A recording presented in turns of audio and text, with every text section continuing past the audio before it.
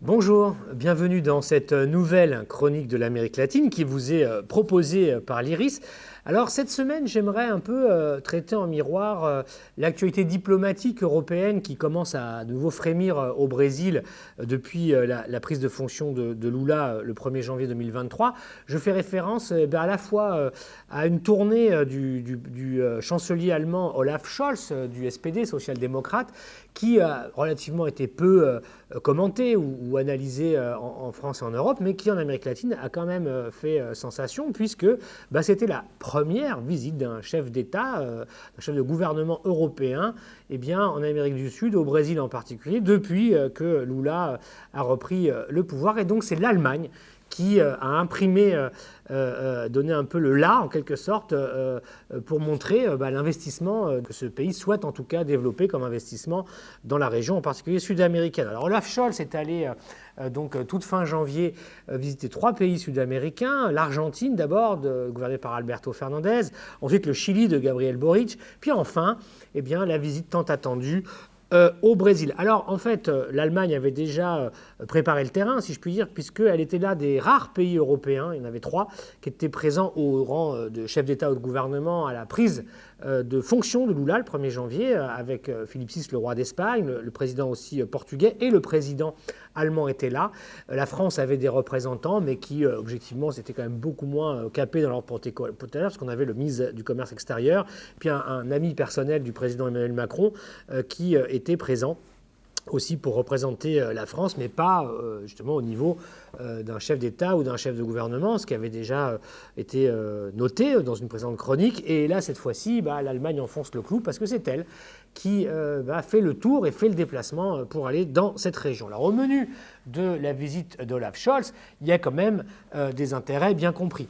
Le premier, c'est que Olaf Scholz, dans le contexte créé par la guerre russe en Ukraine, comme tous les pays européens, doit répondre à quelques urgences, là, en particulier sur le terrain énergétique, mais aussi sur le terrain alimentaire. Mais énergétique d'abord. Donc Olaf Scholz est allé dans ces 3 pays pour tenter de, lancer ou, développer une coopération entre l'Allemagne, en bilatéral, et donc l'Argentine, le Chili et le Brésil en matière énergétique pour que ces pays richement dotés puissent en quelque sorte fournir l'Allemagne dans ses besoins énergétiques. Et parmi ces besoins énergétiques, il y en a un qui est quand même très important, qui est hautement stratégique, c'est le lithium, dont le Chili et l'Argentine sont parmi les plus gros détenteurs sur la planète. Et les Allemands souhaitent en quelque sorte, ou aimeraient en tout cas, sanctuariser une coopération avec ces pays-là pour se fournir auprès d'eux en lithium, qui est absolument déterminant pour toute l'industrie de la batterie, qui touche bien évidemment à l'industrie automobile, qui est la tête, le pilier en quelque sorte de l'économie allemande. Donc c'est tout à fait stratégique pour eux, d'autant que les Allemands subissent en la matière, comme dans bien d'autres domaines, une concurrence chinoise, même plus qu'une concurrence, puisque c'est la Chine qui écrase un peu tout le reste en Amérique latine en matière de partenariats commerciaux aujourd'hui. Et donc les Allemands sont allés en Amérique du Sud pour en quelque sorte contenir cette montée en puissance chinoise, en tout cas sur les questions énergétiques et alimentaires secondairement. Des accords ont été signés, en particulier au Chili, en matière extractive, en matière de minerais, de cuivre, etc. et des projets sur le lithium dont l'Allemagne a vraiment beaucoup besoin. Mais il s'agissait donc en quelque sorte essayer de revenir en Amérique du Sud pour ne pas laisser aux Chinois finalement le monopole de ces nouveaux Eldorado, des minerais, du lithium, etc. Puis enfin, la visite au Brésil était très attendue. Ce sera donc Olaf Scholz qui aura été le premier chef d'État européen à aller voir Lula. Ce ne sera pas le président français, alors que traditionnellement, la relation entre la France et le Brésil est peut-être plus riche, plus historique, plus profonde que celle de l'Allemagne et du Brésil. Mais à force de dire ça, c'est peut-être faux, à force. Aujourd'hui, Olaf Scholz est allé voir Lula. Ils ont discuté et mis un langage commun sur l'analyse qu'il faisait de la guerre en Ukraine. Donc on a beaucoup reproché à Lula de ne pas assez prendre parti ou de soutenir l'Ukraine. Il a refusé d'envoyer des armes d'ailleurs récemment, à l'instar de tous les autres pays latino-américains. D'ailleurs, il n'est pas le seul, car ces pays sont dans une position, disons, de neutralité dans ce conflit, ne souhaitent pas, en tout cas, s'aligner sur les sanctions des puissances européennes et ne souhaitent pas en payer le prix pour leur économie déjà si fragilisée par la succession des crises qu'elles ont connues. En tout cas, la condamnation de l'invasion russe ne fait pas du tout ambiguïté auprès de Brasilia, ça a été redit, mais c'est clair qu'il y a des différences d'appréciation sur la question des sanctions, puis sur aussi l'issue de cette guerre que les Brésiliens n'envisagent pas autrement que dans le cadre d'une négociation de paix et qui ne peut pas finalement nourrir des positions maximalistes des uns ou des autres. C'est en tout cas la position aujourd'hui du Brésil. Alors, en miroir de cela, je disais la France. Bien. La France a eu des relations évidemment historiques importantes. Ces 20 dernières années, il y a eu des moments plutôt chauds de la relation avec le Brésil, plutôt frais. Ça dépendait un petit peu les moments. Ça a été relativement important sous Sarkozy, par exemple. Ça a été aussi important sous François Hollande. Et ça l'est beaucoup moins depuis 2007 sous Emmanuel Macron, qui n'a jamais fait mystère de son peu d'intérêt, en réalité, pour la région latino-américaine.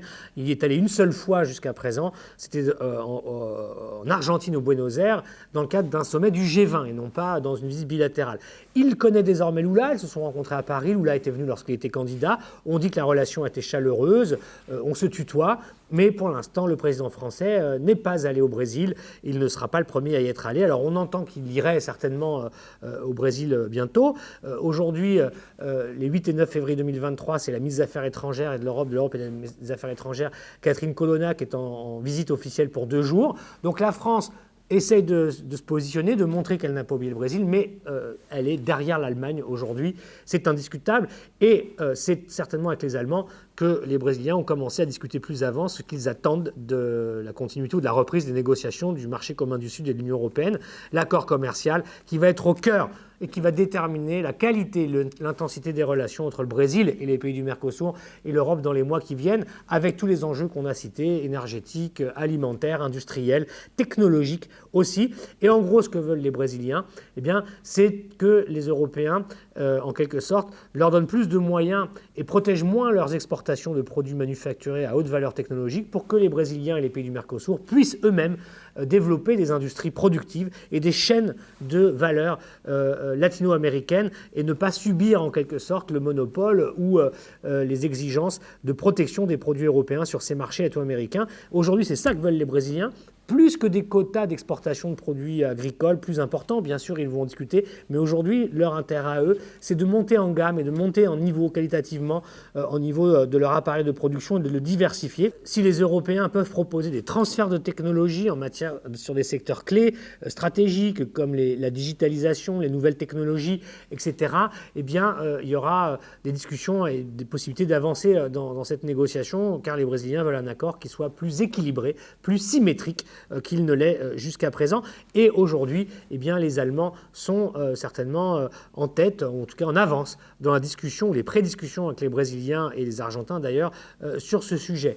Il faudra suivre tout ça. Prochaine étape, juillet 2023, la présidence espagnole de l'Union européenne, l'Espagne, la vieille puissance traditionnelle européenne qui tient les relations avec l'Amérique latine, moins avec le Brésil, mais avec l'Amérique latine. Et donc c'est là, et dans l'agenda de cette présidence espagnole, que va avoir lieu le sommet entre l'Union européenne et les pays latino-américains. Et donc tout ce qui est en train de se passer trouvera de nouveaux développements.